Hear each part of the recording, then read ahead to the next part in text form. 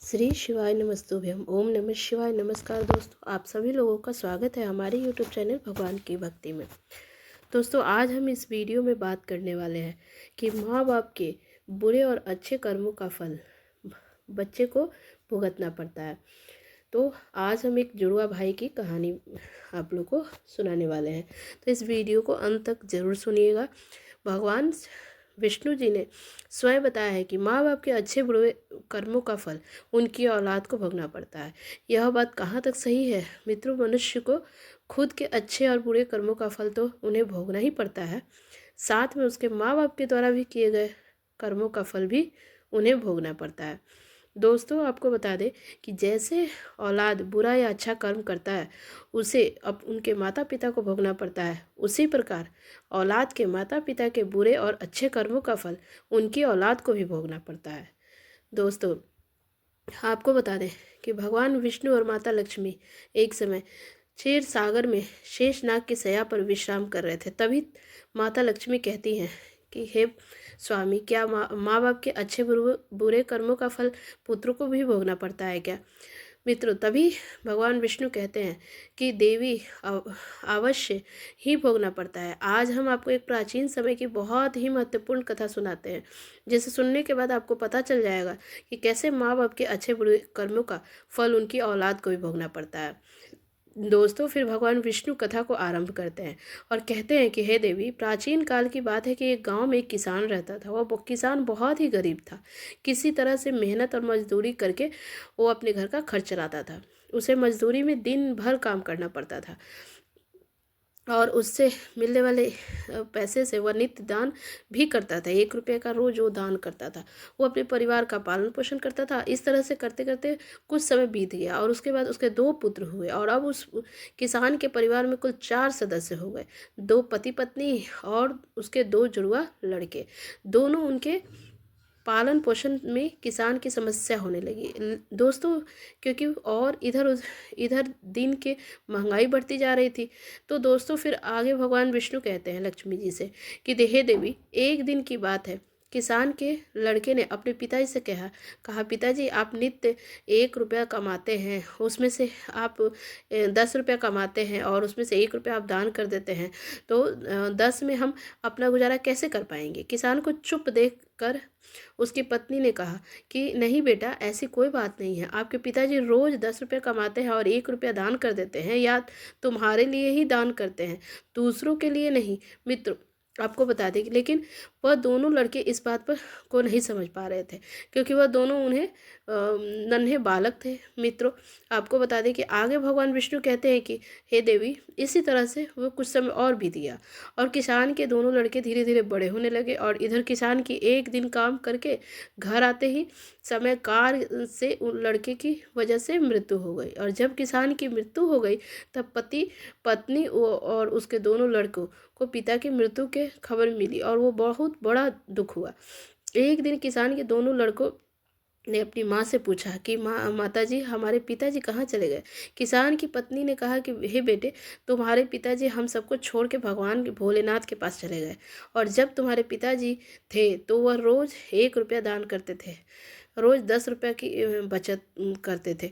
हमारे पालन पोषण उसी 10 रुपये में करते थे, बाकी 1 रुपया वो दान कर देते थे। अब हमारा पालन पोषण कैसे होगा? कैसे हमारा पेट भरेगा? माँ ने अपने दोनों बच्चों से कहा, बेटो, जिस घर में गरीबी होती है उसका कोई सहायता नहीं करता, उसे कभी दूर सभी दूर भगाते हैं, सिवाय भगवान के। बेटे, क्योंकि वही गरीबों के सहायक होते हैं, भगवान ही साथ देते हैं। बेटों ने अपनी माँ से कहा कि माताजी, ऐसा मत सोचिए, हम दोनों भाई भगवान भोलेनाथ के पास जाएंगे और अब से हमने भगवान भोलेनाथ के बड़े दयालु हैं, वो हमारे दुखों को देख कर हमारे ऊपर जरूर दया दिखाएंगे। वो हमारे पिताजी को हमारे साथ अवश्य भेज देंगे। मतलब दोनों लड़कों ने कहा कि भगवान भोलेनाथ के जाएंगे और अपने पिताजी को मांग के लाएंगे, तो भगवान अवश्य हमारे पिताजी को साथ भेज देंगे। तो दोस्तों, फिर आगे भगवान विष्णु कहते हैं कि हे देवी, वो नन्हे बच्चों की बात पर उनकी माँ ध्यान नहीं देती है। दिन की बात है कि किसान की पत्नी अपने दोनों लड़कों के घर पर छोड़कर गांव में किसी काम से चली जाती है। और उधर से उसके दोनों लड़के थे, वह दोनों भाई आपस में सोचने लगे क्यों ना हम कैलाश पर्वत पर भगवान शंकर भगवान के पास चले और अपने पिताजी को वापस लेकर आए।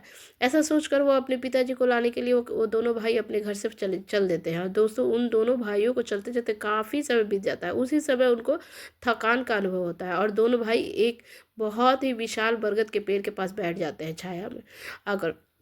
और फिर दोनों भाइयों ने ऐसा सोचा कि बरगद के इस पेड़ की छाया में दोनों का विश्राम करते हैं। तो फिर दोनों भाई उसी बरगद के पेड़ के नीचे बैठकर विश्राम करने लगते हैं। तभी उस बरगद के पेड़ ने इंसान की आवाज़ में कहा, बेटे तुम लोग कौन हो और कहाँ जा रहे हो? मेरी छाया में आज तक तुम्हारे जैसे कोमल बालक नहीं बैठे हैं। फिर उन दोनों बच्चों ने कहा कि हम किसान के बेटे हैं और अपने पिताजी को लाने के लिए हम कैलाश पर्वत जा रहे हैं भगवान भोलेनाथ के पास। उस बरगद के पेड़ ने जब उन बच्चों की बातें सुनी तो वह कहा कि पुत्रों, तुम मेरे लिए भी भगवान भोले बाबा से एक प्रश्न पूछ कर आना। कहने लगा कि मैं कई वर्षों से यहाँ पर लगा हुआ हूँ, लेकिन मेरा एक भी पत्ता जमीन पर नीचे नहीं गिरता है और ना ही मेरी डालियाँ कभी सूखती है, और मैं कितने वर्षों तक यहाँ पर खड़ा रहूँगा। मैंने अपने पूर्व जन्म में ऐसा कौन सा पाप किया है जिस कारण से मुझे यह इस योनि में से मुक्ति नहीं मिल पा रही है? इसका कौन सा कारण है? तब उन दोनों लड़कों ने कहा कि ठीक है, हम भगवान भोलेनाथ से आज तुम्हारा भी यह प्रश्न जरूर पूछेंगे। आपको बताते हैं कि दोस्तों फिर आगे भगवान विष्णु माता लक्ष्मी से कहते हैं कि हे देवी, इतना कहकर वो दोनों बालक वहाँ से आगे चल जाते हैं। रास्ते में उन्हें एक बहुत ही भयानक बड़ा सा सांप दिखाई मिल जाता है और उस सांप को देखकर वह दोनों भाई डर जाते हैं। फिर मारे कांपने लगते हैं, खड़े हो जाते हैं। वहाँ वो दोनों भाई भागने ही वाले थे, तभी सब सांप मनुष्य की आवाज़ में बोलता है कि कहाँ, अरे भाई कहाँ जा रहे हो बच्चों? तुम्हें डरो मत, तुम्हें इतना बताओ कि तुम कौन हो और कहाँ जा रहे हो। वह दोनों बच्चों ने सर्प के पास गए और हाथ जोड़कर कहने लगे कि नाग देवता, हम दोनों किसान के पुत्र हैं, हम दोनों जुड़वा भाई हैं और हम दोनों कैलाश पर्वत जा रहे हैं भगवान भोले बाबा के पास अपने पिताजी को लाने के लिए। तो उस सर्प ने कहा, बच्चों तुम भगवान भोलेनाथ के पास जा रहे हो तो मेरा एक प्रश्न पूछकर आना। मैं कई वर्षों से यहाँ पर पड़ा हुआ हूँ, मेरे से अब चला भी नहीं जाता, मेरे शरीर भी इतनी जान नहीं है कि मैं थोड़ा भी आगे चल सकूँ। मैंने अपने पूर्व जन्म में ऐसा कौन सा पाप किया है जिस कारण से मुझे इस योनि से मुक्ति नहीं मिल पा रही है? इसका कौन सा कारण है? तब उन लड़कों ने कहा, ठीक है, हम भगवान भोलेनाथ से तुम्हारा भी यह प्रश्न पूछ कर जरूर आएंगे। दोस्तों फिर आगे भगवान विष्णु लक्ष्मी से कहते हैं कि हे देवी, इतना कहकर वो दोनों लड़के आगे चलने लगते हैं। फिर चलते चलते रास्ते में उन्हें एक सेठ मिले। सेठ ने कहा कि बच्चों, तुम दोनों कहाँ जा रहे हो? इतनी कड़ी धूप और गर्मी में कहाँ जा रहे हो? देखने में तो तुम बड़े बड़े ही सुकुमार और कोमल लग रहे हो। उन लड़कों ने कहा कि हम दोनों सेठ हैं, हम दोनों किसान के बेटे हैं सेठ जी, और हम दोनों जुड़वा भाई हैं, और हम दोनों कैलाश पर्वत पर भगवान भोलेनाथ के पास जा रहे हैं अपने पिताजी को लाने के लिए जा रहे। उस सेठ ने कहा कि तुम भगवान शिव से मेरा एक प्रश्न भी पूछ आना। फिर वह सेठ कहता है कि हे बेटा, मैं चलते हुए राहगीरों की प्यास बुझाने के लिए कई सालों से यहाँ पर एक कुआं खुदवा रहा हूँ, लेकिन इसमें पानी कभी नहीं आ रही है, कभी अभी तक नहीं निकला। मैंने अपने पूर्व जन्म में ऐसा कौन सा अपराध किया है कि जिस कारण से इस कुएं में अभी तक पानी नहीं निकला? मैंने इसमें बहुत सारे पैसे भी खर्च कर दिए हैं, इसका क्या कारण है? उन लड़कों ने कहा कि ठीक है सेठ जी, हम भगवान भोलेनाथ से तुम्हारा भी प्रश्न जरूर पूछ कर वापस आएंगे। फिर दोस्तों आगे भगवान विष्णु माता लक्ष्मी से कहते हैं कि हे देवी, इतना कहकर वो दोनों लड़के वहाँ से भी आगे की ओर चल देते हैं। चलते चलते रास्ते में उन्हें एक बहती हुई नदी मिली। फिर धीरे धीरे दोनों भाई नदी के किनारे पर पहुँचते ही उस नदी से एक मछली निकलकर उनके पैरों के पास आ गई और कहने लगी कि बच्चों, तुम कौन हो और कहाँ जा रहे हो? तो तुम दोनों बिना नाव के ही क्यों जा रहे हो? तो उन्होंने कहा कि नाव में बैठने के लिए हमारे पास पैसे नहीं है, और क्योंकि हमारे पिताजी थे वो नित्य 10 रुपया कमाते थे और 1 रुपया रोजाना वो दान कर देते थे। हमारा पालन पोषण होता था। अब किसी तरह से हमारा गुजारा चल रहा है। अब हमारे पिताजी घर नहीं है, वे भोलेनाथ के पास चले गए हैं, और इसलिए हम दोनों उनको लाने के लिए कैलाश पर्वत भगवान भोलेनाथ के पास जा रहे हैं। दोस्तों फिर आगे भगवान विष्णु कहते हैं कि हे देवी, उन दोनों बच्चे की बात सुनकर उस मछली ने कहा कि बच्चों, तुम भगवान शिव से मेरा भी एक प्रश्न पूछ कर आना। कई वर्षों से मैं इस नदी में भटक रही हूँ। मेरी 7 पीढ़ियाँ गुजर गई है, परंतु मैं अभी तक इसी नदी में रह रही हूँ। मैंने अपने पूर्व जन्म में ऐसा कौन-सा अपराध किया है जिसके कारण मुझे इस योनि से मुक्ति नहीं मिल रही है? इसका क्या कारण है? तब उन लड़कों ने कहा कि ठीक है, हम भगवान भोलेनाथ से तुम्हारा भी यह प्रश्न ज़रूर पूछेंगे और वापस आते ही तुम्हें बता देंगे। इतना कहकर वो दोनों लड़के वहाँ से आगे बढ़े और चलते-चलते दोनों भाई नदी के दूसरे किनारे पर पहुँच गए। दूसरे किनारे पर जब पहुँचे पहुँचते ही देखा कि एक मरा हुआ व्यक्ति वहाँ पर पड़ा हुआ है। दोनों भाई उस मरे हुए आदमी को नाग करके लांग करके जब जाने लगे तो वो मरा हुआ आदमी चिल्लाने लगा और कहने लगा कि बच्चों, तुम कौन हो और कहाँ जा रहे हो? उन लड़कों ने उसकी आवाज़ सुनकर कहा कि हम किसान के पुत्र हैं और हम दोनों जुड़वा भाई हैं और हम दोनों कैलाश पर्वत पर भगवान भोलेनाथ से अपने पिताजी को लेने के लिए जा रहे हैं। उस मृतक आदमी ने कहा कि तुम भगवान भोलेनाथ के से मेरा भी एक प्रश्न जरूर पूछ के आना। मेरा शरीर कई वर्षों से इस नदी के किनारे पर पड़ा ही हुआ है। कभी पानी का लहर आता है तो कभी मेरा शरीर नदी के अंदर चला जाता है, लेकिन वापस नदी के बाहर निकलकर किनारे पर फिर से मेरा शरीर आ जाता है। ना तो मेरा शरीर गलता है और ना ही सड़ता है। इतने सालों से जैसे का तैसे ही हूँ। मैंने अपने पूर्व जन्म में ऐसा कौन सा पाप किया था जिसके कारण मुझे इस शरीर से मुक्ति नहीं मिल पा रही है, और इसका क्या कारण है? उन लड़कों ने कहा ठीक है, हम भगवान भोलेनाथ से तुम्हारा यह प्रश्न भी जरूर पूछ कर आएंगे।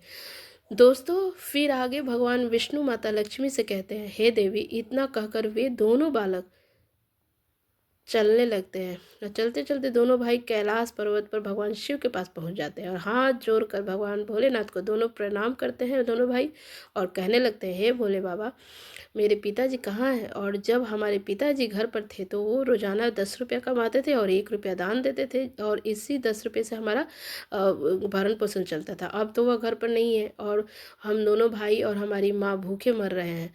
आप उन्हें जल्दी से हमारे साथ हमारे घर पर भेज दीजिए।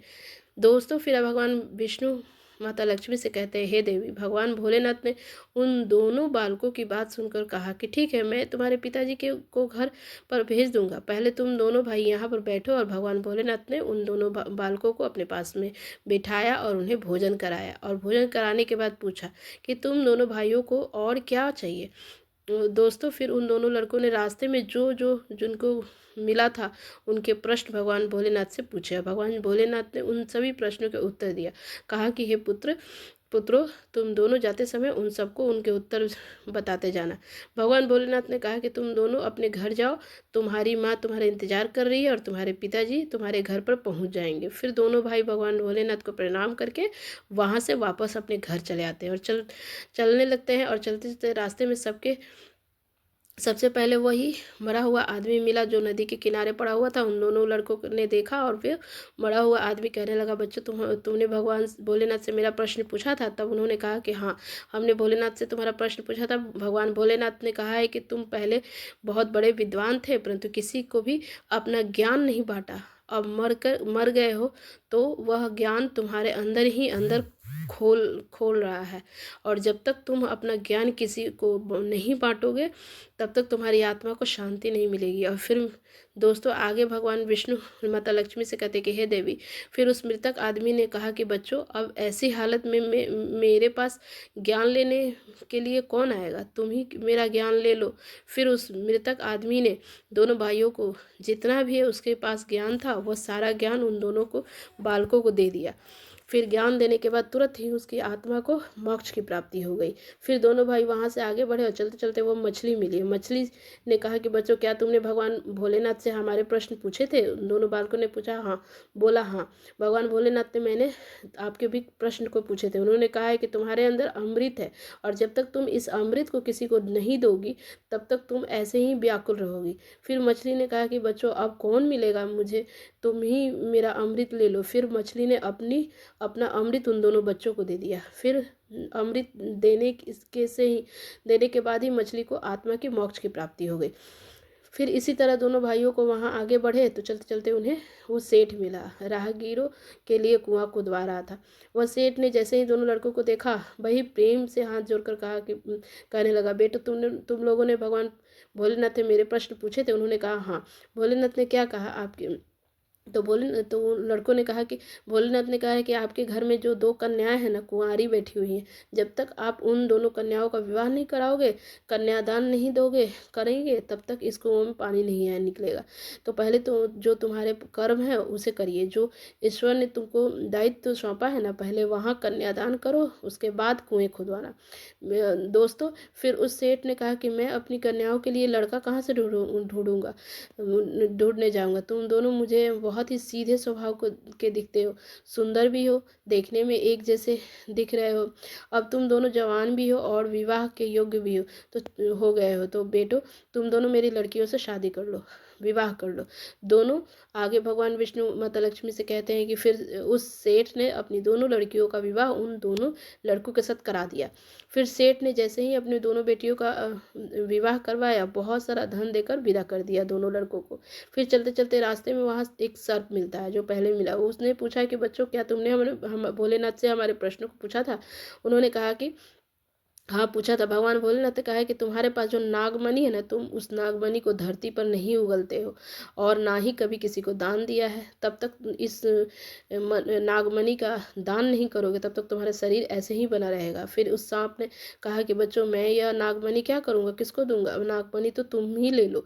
फिर उस सांप ने अपने नागमणि को उन दोनों बच्चों को दे दिया। दोनों नागमणि को देते ही उस सर्प का आत्मा को मोक्ष की प्राप्ति हो गई।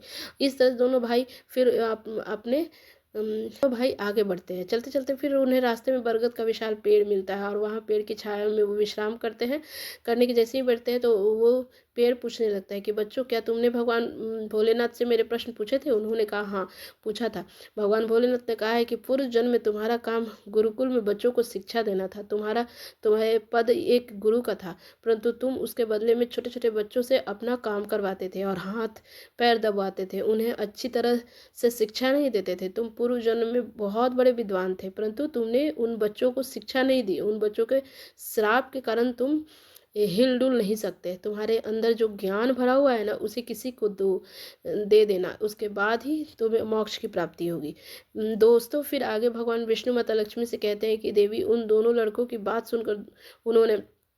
सुनकर पेड़ ने कहा कि मैं यह ज्ञान किसको दूं, तुम ही ले लो। फिर उस बरगद के पेड़ ने दोनों भाइयों को अपना जितना भी ज्ञान था उनके उसके पास सब दे दिया। जैसे ही उस बरगद के पेड़ ने उन दोनों बच्चों को अपना ज्ञान दिया तो उसकी भी आत्मा को शांति मिली और मोक्ष की प्राप्ति हो गई। फिर उस पेड़ की योनि से मुक्ति मिल गई। फिर दोनों भाई अपनी पत्नियों के साथ चलते चलते अपने घर पहुंच गए। जब दोनों भाई अपने घर पहुंचे तो देखा कि किसान की पत्नी उनको देखकर बहुत ही खुश हुई और कहने लगी, बेटो तुम दोनों कहाँ चले गए थे और यह दोनों लड़कियां तुम्हारे साथ कौन है? फिर दोनों भाइयों ने जो भी उनके रास्ते में घटनाएं घटी वो सब कुछ अपनी माँ को बता दिया। फिर दोस्तों आगे भगवान विष्णु माता लक्ष्मी से कहते हैं कि हे देवी, अब उन दोनों बच्चों को ज्ञान हो चुका था कि हमारे पिताजी वापस नहीं आ सकते।